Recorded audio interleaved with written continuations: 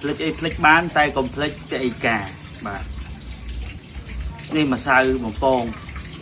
នេះបងប្អូនដែលអត់ចាប់អារម្មណ៍ខ្ញុំគ្រាន់តែប្រាប់ជាសារដំណឹងទេនេះបងប្អូនមើលខ្លួនឯងខ្ញុំមិនដឹងថាក្រុមហ៊ុនអ្នកផលិតឬក៏មានជនគេហៅថាជនជាតិឱកាសអត់អាណិតដល់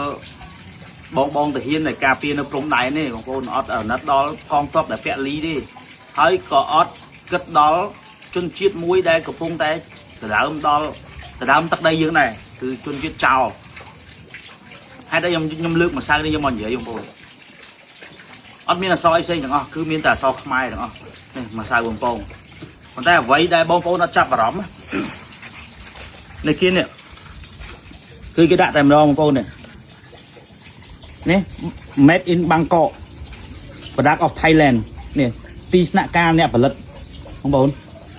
ទីស្នាក់ការអ្នកផលិតនេះអញ្ចឹងបងប្អូនខ្មែរយើងមួយចំនួនណាគាត់អត់ចាប់អារម្មណ៍ទេពួកគេដាក់អង់គ្លេសបងប្អូនអ្នកខ្លះគិតថាអានឹងជារបស់ខ្មែរឃើញបងប្អូនសុំហើយមួយទៀតបាកូដនេះ884បងប្អូនផុនខ្មែរទៀតបាកូដនេះអញ្ចឹងបងប្អូនមិនមែនប្រកាសតែអវ៉ាន់ដែលបាកូដនេះគឺសិតតែអវ៉ាន់របស់ខ្មែរទេ884នេះឲ្យតែគ្រឿងផ្សំមកពីចោលហ្នឹងគឺរបស់ចោលហើយបងប្អូនហើយខ្ញុំអត់សង្កត់ធ្ងន់ទៅលើក្រុមហ៊ុននេះទេបងប្អូនបាទបងប្អូនស្គាល់ក្រុមហ៊ុននេះជាក្រុមហ៊ុនអីហ៎ដែលឃើញបងប្អូនយើងគាត់ប្រើជាតាំងពីដើមមកខ្ញុំគ្រាន់តែឆ្ងល់ថាហេតុអីក៏អញ្ចឹងហើយកុំនិយាយថាស្តុកចាស់បងប្អូនព្រោះអានេះថ្មីអញ្ចឹងសម្រាប់ខ្ញុំអ្នកពាក់អ៊ីកាអ្នកធ្លាប់ឈឺចាប់អ្នកធ្លាប់ប៉ះពាល់ពីសង្គ្រាមបានយល់អារម្មណ៍មួយនេះបងប្អូនបើសិនជាបងប្អូននៅបានសុខហើយបងប្អូនព្យាយាមប្រើទៅបើមានអំបិលស្ករប៊ីចេងអីក៏ប្រើរបស់ខ្មែរយើងទៅបើថាអត់អានេះមួយហូបអត់កើតមិនហូបទេរបស់យើងមានតាខ្មែរយើងពេលមានផលិតមានម្សៅស៊ុបផ្សេងតាហេតុអីគោបើថាដឹងថាប្រទេសយើងពាក់អ៊ីកាបងប្អូនប្រឹងយកអាហ្នឹងទៅផលិតម៉េចហើយបើថាខ្លែងបញ្ជ្រុលខ្លែងបន្លំសបោហើយដាក់តែមកទៅអី make in Thailand ទៅបាទដាក់បាកូដមកទៅអីសរសេរដាក់អស់មកតែបើថាចង់លួចប្រកបបាទដាក់ចឹងខ្ញុំថប់ផ្សព្វផ្សាយឲ្យហ្មងចឹងខ្ញុំអត់ត្រូវការអីទេខ្ញុំគ្រាន់តែចង់ផ្សព្វផ្សាយឲ្យបងប្អូនបានដឹងថាអានេះគឺជាប្រដាប់មួយដែលមកពីប្រទេសចោលនេះដល់អ្វីដែលខ្ញុំកាន់នេះចឹងបើសិនជា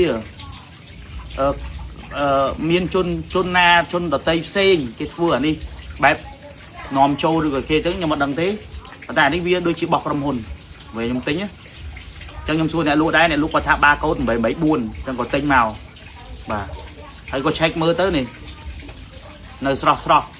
មានបានបោកកុហកបងប្អូនទេហើយនិយាយពី stock គឺ stock ថ្មីមិនមែន stock ចាស់ទេបងប្អូនអានេះ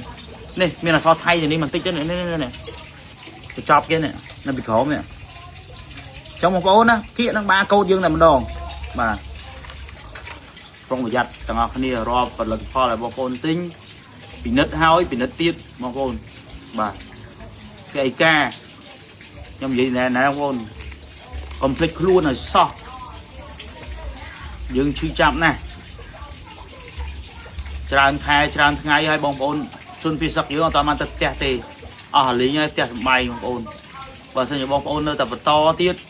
ភ្លេចខ្លួនទៀតបាទអស់ដីហើយបងប្អូនហើយគង់តែមានថ្ងៃទេបើសិនជាបងប្អូននៅតែភ្លេចចឹងគង់មានថ្ងៃក្របផ្លោងទៅដល់លើដំបូលផ្ទះបងប្អូនទេតតែប៉ះចំផ្ទះបងប្អូនហ្មងបងប្អូនអូបាទវាចឹងមែនកុំភ្លេចខ្លួនបាទបើបានរស់នៅស្រួលហើយពាក់អ៊ីកាទាំងអស់គ្នាទៅកុំពាក់អ៊ីកាតែមាត់បងប្អូនបាទអរគុណ